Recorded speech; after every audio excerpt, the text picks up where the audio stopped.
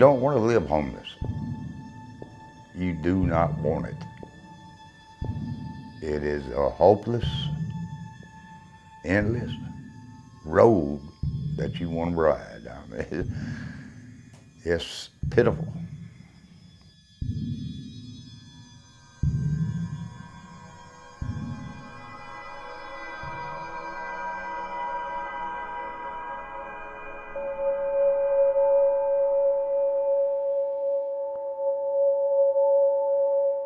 When you miss a payment, when you miss a bill, and that's it, and then you're on the streets, and then...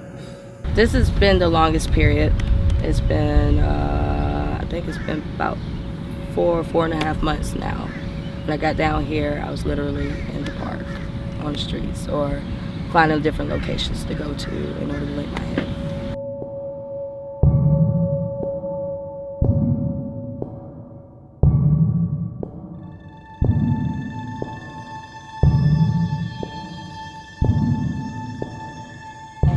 With women, everything is about sex. If somebody wants to help you, they expecting sex in return 9 times out of 10. Just even to get a meal, they want sex. It's extremely harder because a man, I mean, women can work too. Men can work as well, but it's just different for a woman out here. Some of them just decide to turn to selling themselves other than, you know.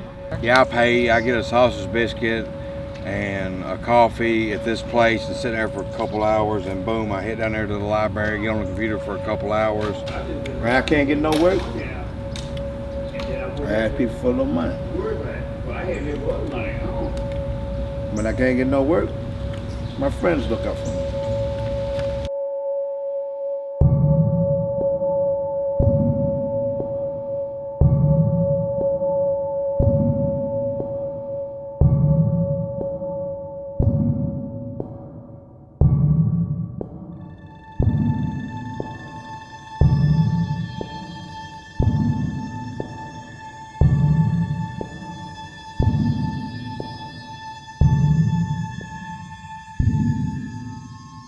So now she got outstanding water and I think electric, or either electric and gas, however. And now she on the street with no kind of way to reach, to come out. People do not treat you right. They really don't. They look at you different. They think, oh, you don't have a car, you don't have a job, you don't have any money. Why should we help you, All around here, there's people everywhere. Pretty much, if you look around, there's people. They're laying their heads over here behind these buildings and stuff like this. And even it's raining right now again, and there's people over here sleeping, and they're trying to survive the best they can. I am struggling, and I chose, because I was on that struggle, not to have my kids going down through there with me. They're still small, and I want to get it together and not move them from street to street and place to place. To be homeless, when you wake up in the morning, you want to be able to wash your face. I'm looking for a way to wash my face, brush my teeth in the bathe. If I can't bathe, then just brush my teeth and wash my face and be able to change my clothes at least. And after that, to find me a meal.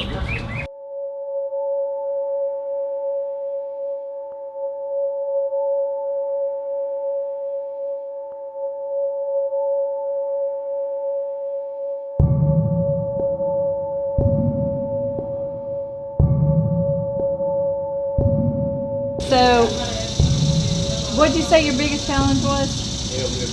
Cold weather. Cold weather. And why is that? Because you don't have shelter, or? Sometimes I don't have a coat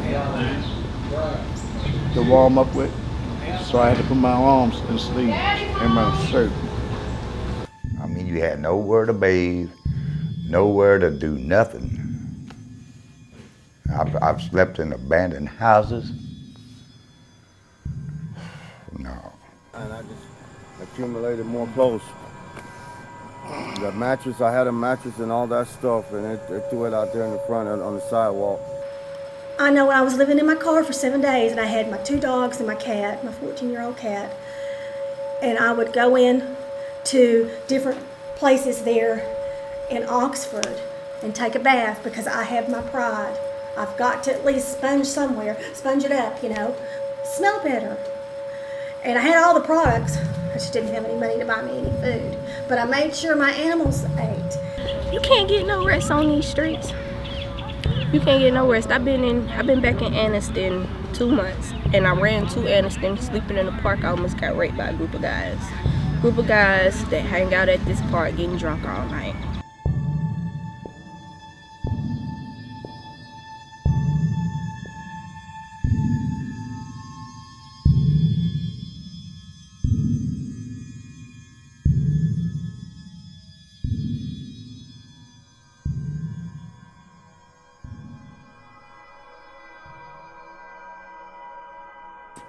So when you only have an option of a shelter that you do have to pay to get into, or you have abandoned buildings, or you have something that you can afford to pay for, this class of people are running into not having the ability to do anything but live on the street or in an abandoned house. They're finding old houses, or they're finding places that they can kind of get out of sight, and at that point they become kind of out of sight, out of mind.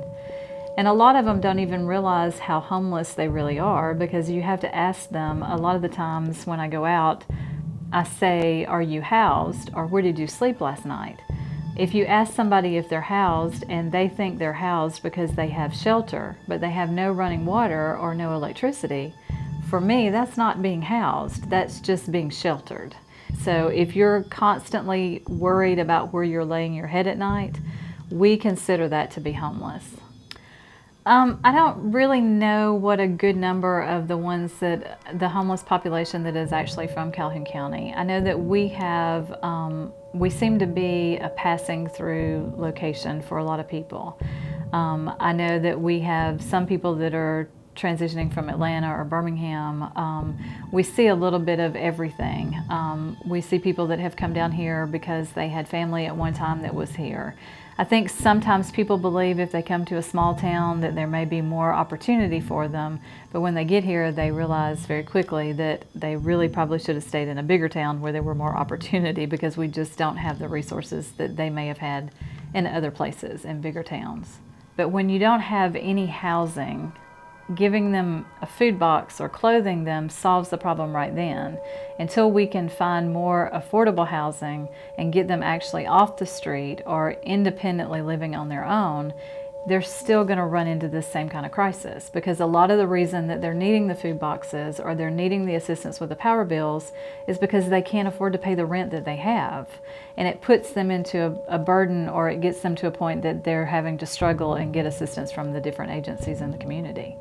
But what can we do as a community to work together? What can we do to support agencies that are helping the homeless to make it better for us? So if people are struggling with, I know some of the restaurants have issues with panhandling in their restaurants.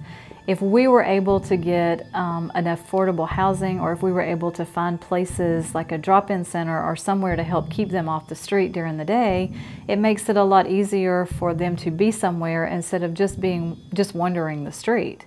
They just walk the streets. They spend all day either going to the library or walking the streets until time to go to the soup bowl, and you can get in a lot of trouble in between that time. And so there is a whole population of homelessness that people have either got laid off from their job and didn't have the resources to stay housed. And we run into that on a regular basis too, of they're in that gap of trying to find a new job and trying to keep their house because they've been doing really well for a really long time and all of a sudden have run into this situation. But I know that in the community it is a true fear that if we become homeless and people find out about it, then we're going to lose our children too. I think a lot of times people have a dilemma on whether or not to give a homeless person money or to buy them food or what they should do. They see that there's a problem and they want to help them in some way, but they just don't know what they need to do. Me, as a professional who have worked in this field for a while, I normally ask a couple of questions, and then I always offer food. If I'm at a restaurant, I normally will buy them something and give them the food instead of giving them the money to buy their food. I normally don't give money. If there's an opportunity for me to hand them a scarf or to give them something.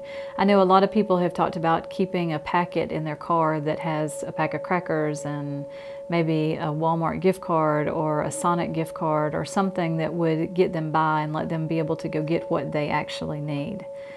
But I also feel that it's obvious a lot of time when you see somebody that there is something going on with them.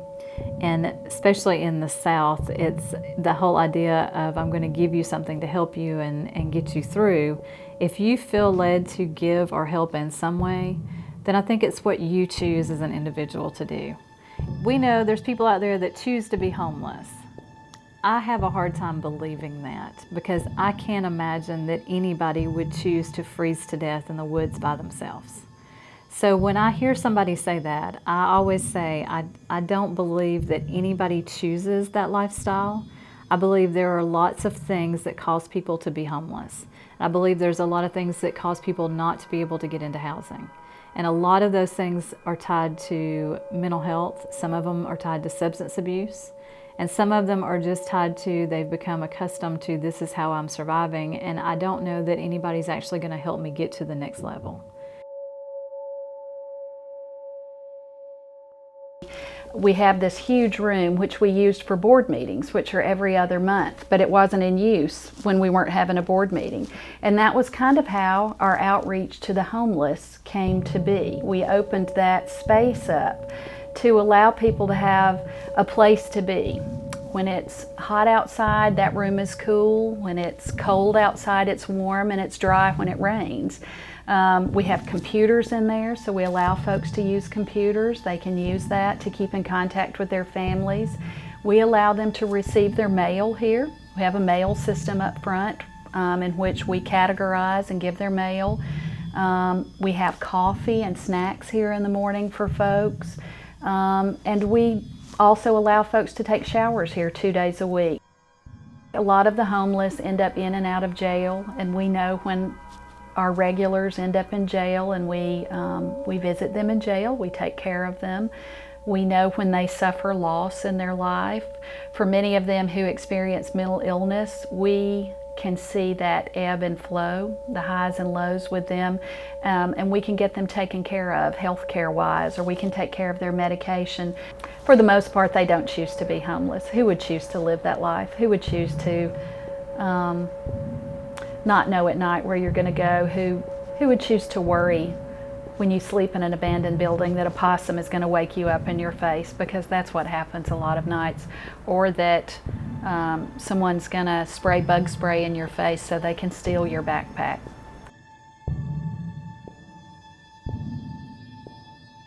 We house men, women, and children.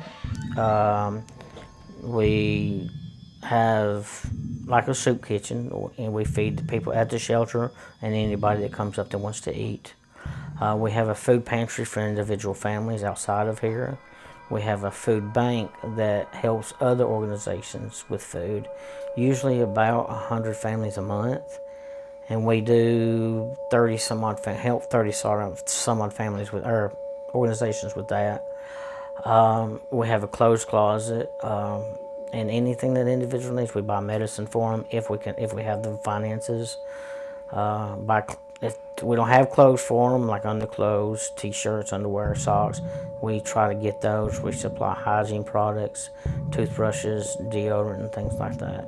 We have our men's shelter. We have 20 beds.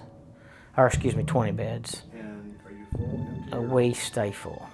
I've seen a decrease in, again, what I say is chronic homeless, the ones that don't want to go by rules, the ones that want to stay or submit to their addiction a lot more. I've really not seen a big increase. It's mostly steady, but I've been in this for 20 years, and it's pretty much been steady the whole time. Homelessness has different faces. It has different places and different worlds. And mine start out with my young ladies, the minute they come through my door and cross the threshold, they're homeless. Because Anniston does not have shelters. And if they do have a shelter, my young ladies have to be 19 and up. My young ladies are 16 to 24. Most of my young ladies are living with their mom. Most of the ones, the majority of them that came to the door. And if they were with their father was more concerned. But it's either a boyfriend, the mom boyfriend have touched them or said something out of the way. And most of the time, and it's kind of hard for me to understand and even to accept and to grasp that the mother would take the side of the boyfriend rather than her own child.